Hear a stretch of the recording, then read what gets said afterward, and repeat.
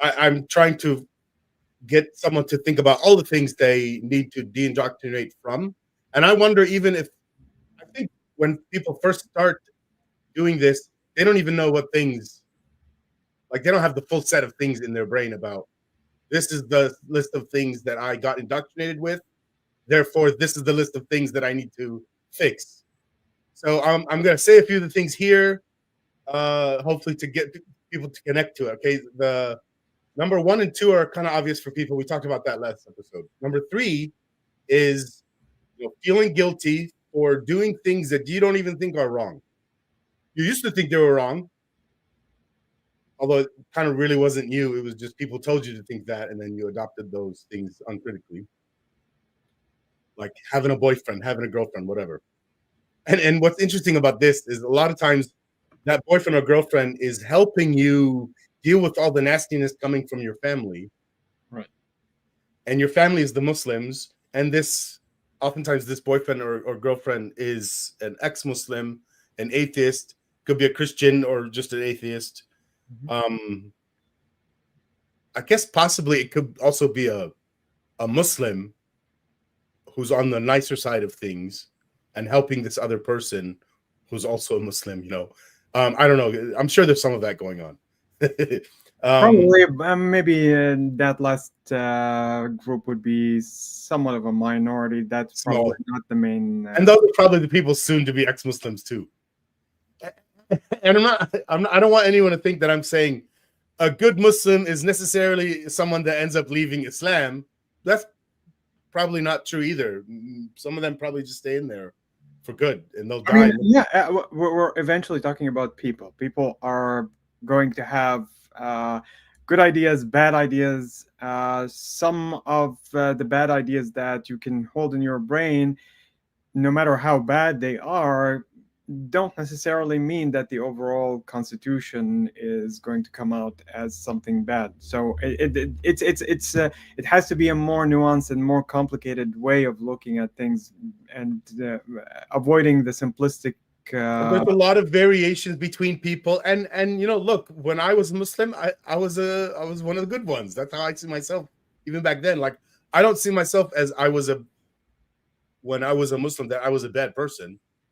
I mean, although I got a very light version of Islam then compared to so many other people, being born and raised in the U.S.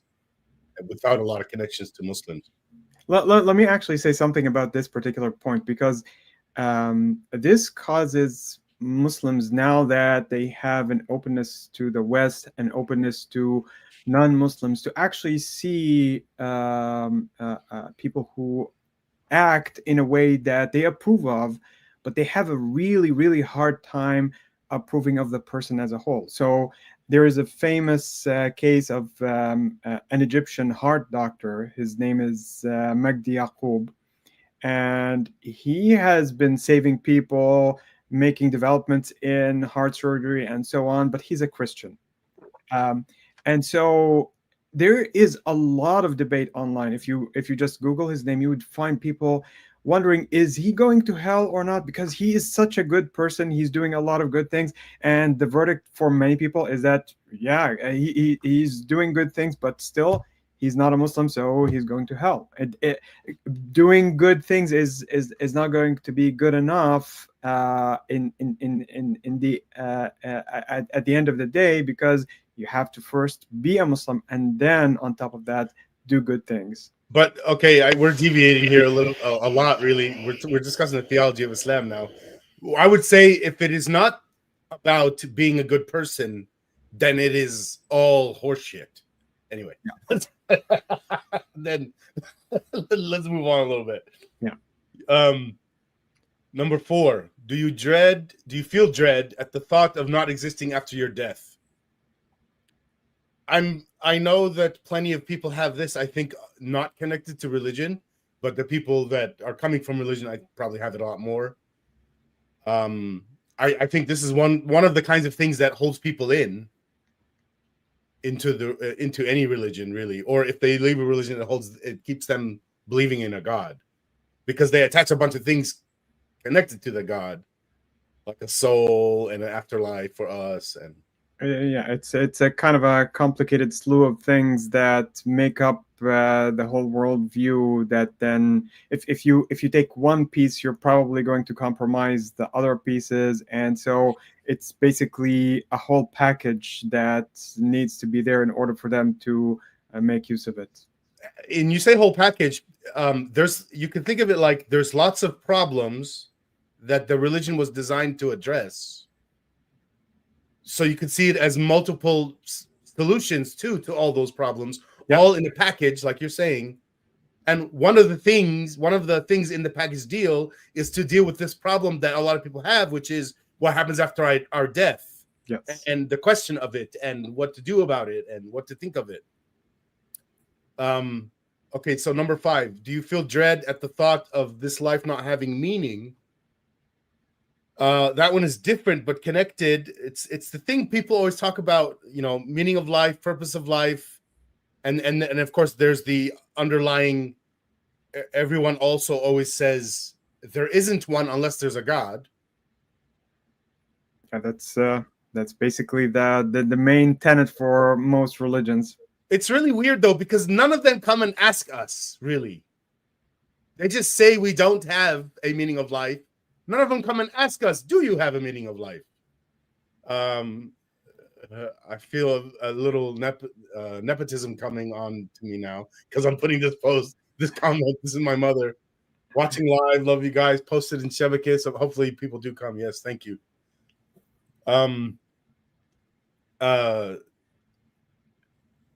Life not having meaning. I find that they don't really come to us to ask us if we have meaning in our lives. They just decide for us. Similarly, they decide for us, hey, you're a materialist. And I'm like, no, I'm not. Tell me what materialism is. And they describe it. That sounds fucking insane. Why are you saying we're materialists?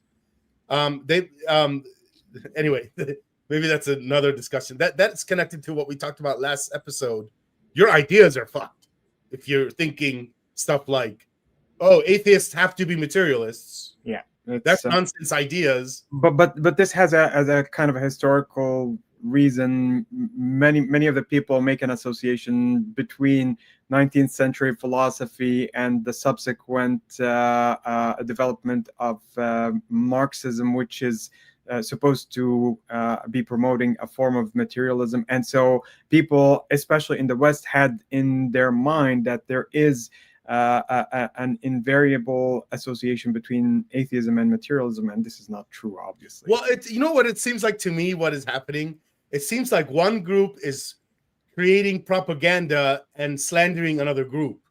And it seems like a lot of groups do this. And one of the ones I've learned about more recently is the group that calls themselves capitalists making propaganda about the group that the capitalists call socialists or communists.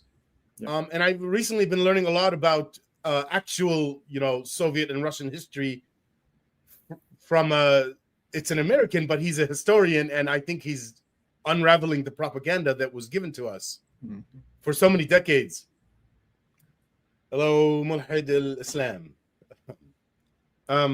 I could add one point about the meaning of life issue, because I have seen so many Muslim who come to the Facebook groups and start talking about this. One question they would say, since you don't believe in God, how is it that you justify your life? Why is it that you don't go right now and commit suicide? Literally, this type of question. It's a good question, though. It's a good, honest question.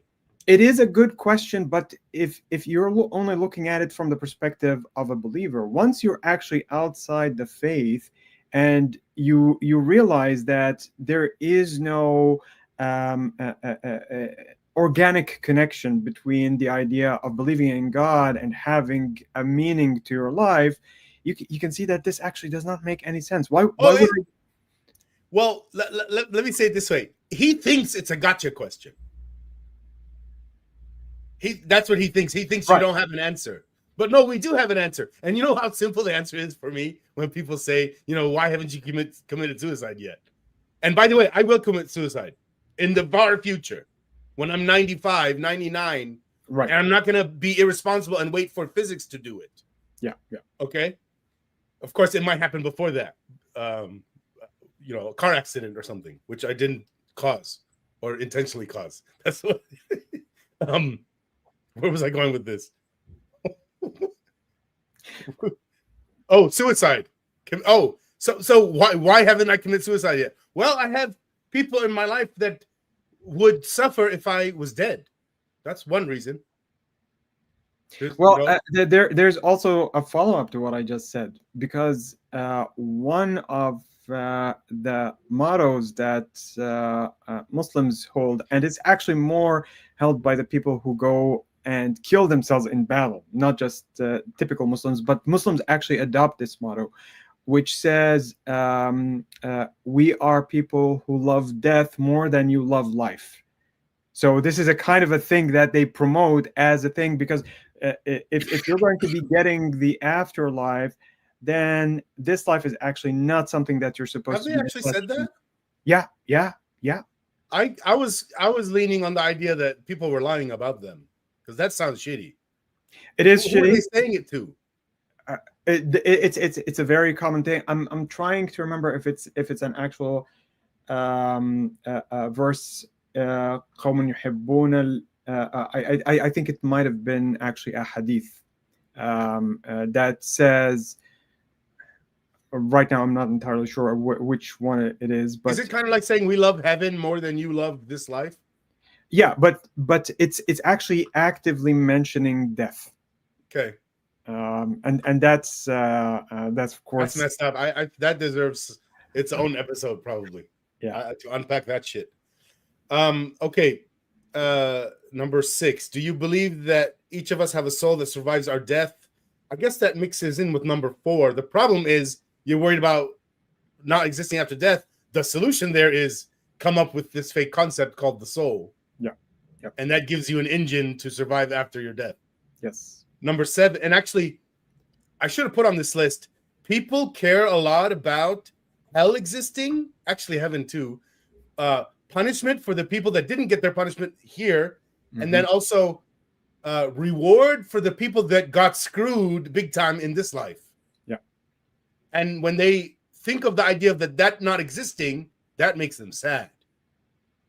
The idea of some kind of an ultimate justice is something that plays a really big role in Muslim conception of how things are supposed to happen, like in a kind of a karma kind of way, but one that is controlled by God to ensure that everything happens at the end, so that justice prevails.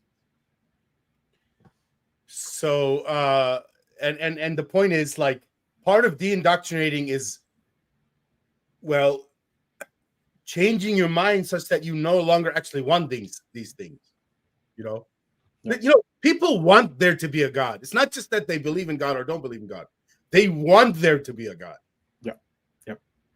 Which is weird, by the way. To me, it seems like the cart before the horse.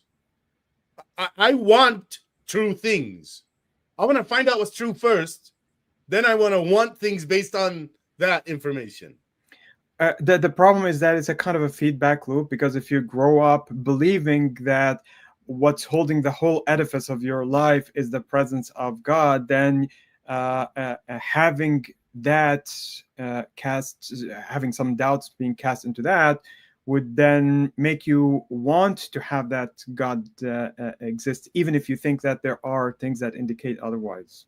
Well, I think, I don't know if you were connecting to this or not, but one of the things that they've been doing their whole lives, and I mean for the most extreme cases, is letting someone else think for them, and the someone else is God in their conception. Let God think for you, but what's actually happening is let another human being think for you. Yeah. And then the even thinking of the idea of maybe there's no God. Oh shit, who's gonna think for me then? What am I gonna think? Yeah, now I don't know what to, then they say this. I don't know what to think. I don't know what to believe. That exactly ties up to the first point about feeling guilty regarding things that you don't even think are wrong in the first place. Because if you're not able to distinguish your own values, the things that you right now believe from the things that you have had instilled in you as you were growing up, then that's going to cause a confusion, an internal confusion that would enable you, that would prevent you from being able to actually get rid of that feeling of guilt. And so this idea of journaling that we were talking about last time, which exteriorizes these feelings and makes you distinguish between your thoughts and what's actually something that you want to get rid of, makes it more explicit. You know, what you just said made me remember. I watched a documentary about there's this small town in India, and I'm guessing this is many towns, very far away from big city populations. Okay, where there's this little town, and they're doing this interview of this man. He's been a slave for his whole life. He's in his 50s, Right. an actual slave. And at one point during this interview, the interviewer asks him, like, what's your favorite color? And he didn't know how to answer or what to answer. It's also a weird question. It might be a very American question. What's your favorite color? But here's the point, too. He never really had a choice of picking a color. So he's never been faced with, what color do I like? Or what color would I want? He doesn't have any values, at least in this area. He doesn't have a, you know, and what you were saying was about not just small things like colors, but like moral right and wrong. And anyway, okay, one more. Number 7. Do you believe in demons, demon possessions? I should say jinn and jinn possessions, exorcists, and that's also not the. What's the term for the people that remove jinn? What's their name? So there are people who work in something called raqiya. So you call him raqi. They do raqiya shar'iyya. But they would generally also call them just the sheikh, whoever that kind of respected person who might be. And if I just use the word sheikh, this means nothing. So I use the Western term exorcist, the person that removes a demon by uttering some magic words. Yeah, but because in the case of Christianity, the idea of exorcism has specific rituals that might be attached to it, and you had Jesus himself perform the task, and so it's something that's more prominent, and maybe because of that it acquired a kind of term for its own. If there's a term in Arabic, I'm not thinking of one right now, but I don't believe there is a specific word for it. So let's finish the list. Curses, the evil eye. What other can you quickly come up with all the superstitions just out of the top of your head? Well, here's the problem. It seems, according to what we know, that Muhammad himself had a really severe case of OCD and all sorts of things where he would do certain things 3 times, like blow on certain things 3 times, and then do a ritual of that thing and mutter a few things. And so what happens is that you end up indoctrinating people who want to follow the sunnah, because he's supposed to be the pinnacle of a human behavior. They would actually end up copying that. And there is a huge number of such things. It's so much more. So a bunch of OCD rituals where they think if you don't do them, what happens? Well, all sorts of things. You might end up getting bad deeds written for you. You might end up having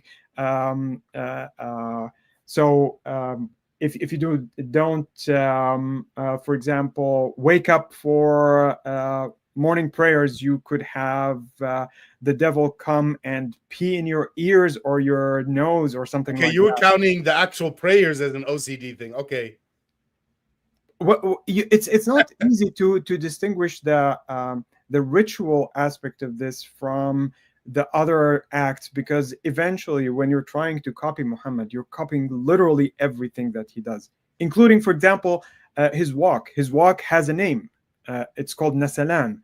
And so if you actually observe the people who try to follow his lead with that kind of thing, they actually try to replicate his walk. And so you end up with so many things that you might not be convinced of, but then they become so instilled in your behavior that you think this is the way that you're supposed to act. Okay, anyway, I guess my point I wanted to say there is there's lots of superstitions that people have in their brains that were indoctrinated into them by religious sources, but also non-religious ones. And part of what's, first of all, let those ideas in your head, and part of what's keeping them there is the bad ideas that we talked about in the first episode, the one before this one. Mm-hmm. But for right now, we're going to move on and again talk about this other, let's say, style of de-indoctrinating yourself.